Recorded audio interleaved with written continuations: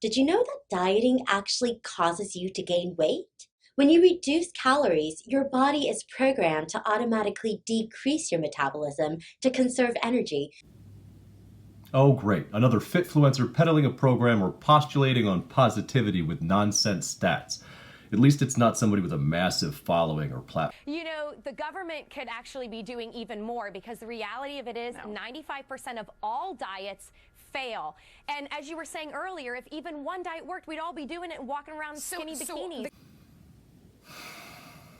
Okay, let's get a few things straight here. What's up, motivators? Welcome back. It's Kevin. This is Pure Bullfit. It is time for another episode of Bullshit of the Week. And today we are going to be talking about diet culture, the 95% rule, and other bullshit you see on the internet.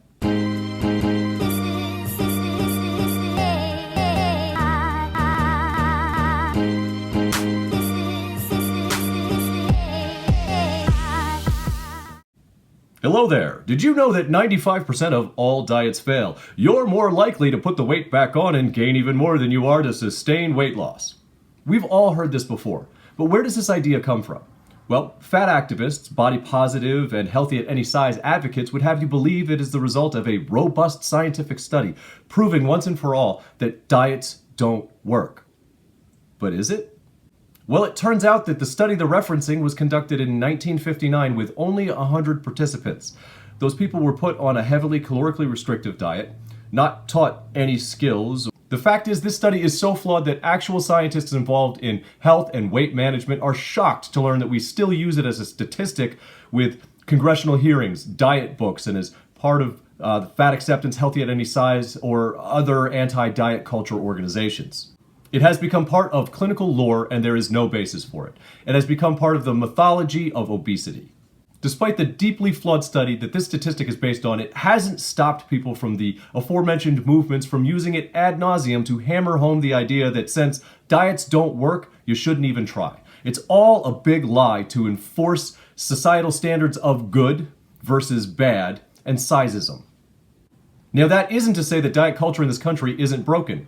It is. Like the study, it's based on short-term change of behavior and intake to achieve a short-term goal with no skill building, no developing a better relationship with food, and no ability to carry those lessons forward because they never occurred.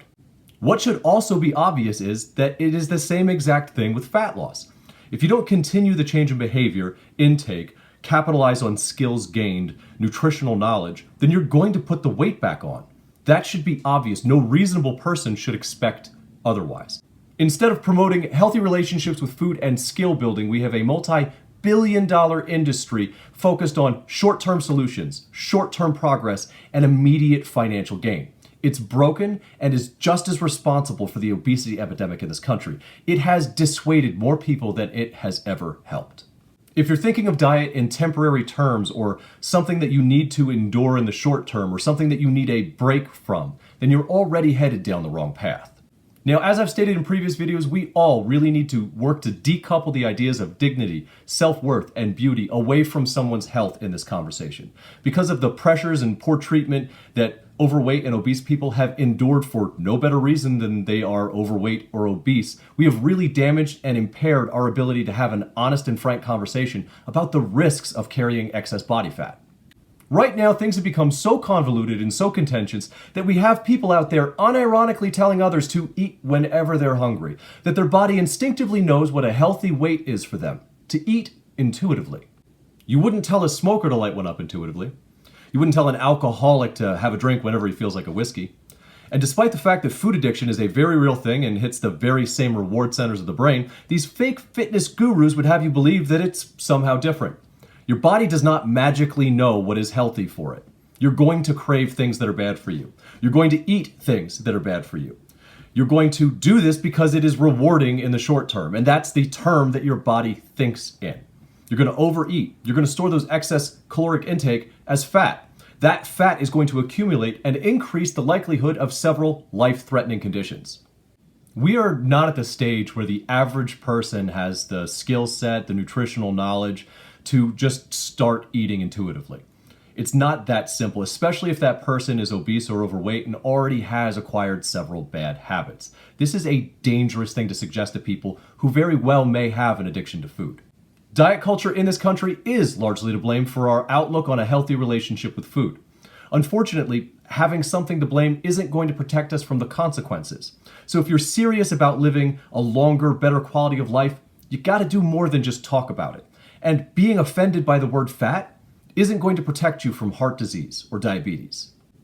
But on the other side of the coin, pointing out that somebody's fat, more likely to die, harassing them with fat facts, using it as an excuse to assume that they are lazy or worth less than you, does not make you a bastion of health. It does not make you a defender of the right. It makes you a shithead, and you need to stop doing that. At the end of the day, the only thing that actually works is developing a lifelong healthy relationship with food where you feed yourself enough to accomplish what needs doing and are active enough to have a healthy, strong body that you can carry deep into life. You need to build a base of knowledge and a skill set that you're not going to find from your average fitfluencer. For most of us, it boils down to do more, eat less. Simple, not easy. Accountability and sustainability are two key factors in the foundation of success for any activity, not just weight management. If those are not present in whatever program or protocol you're looking at, it is likely to fail. If it's not something that you can reasonably continue for the rest of your life, that's when you become one of the 95%. People have every right to reject diet culture as it is. It's broken. And it's absolutely true that we need to be more accepting of people struggling with obesity, if for no better reason than to dispel the fallacious idea that fat acceptance is about their right to dignity and respect. If we give them that dignity and respect, then they won't need to fight for that, and we can talk about what really matters. But to the folks in the fat acceptance, body positive, and healthy at any size movements, as much as we need to change, people's shitty attitudes aren't killing you. Obesity is.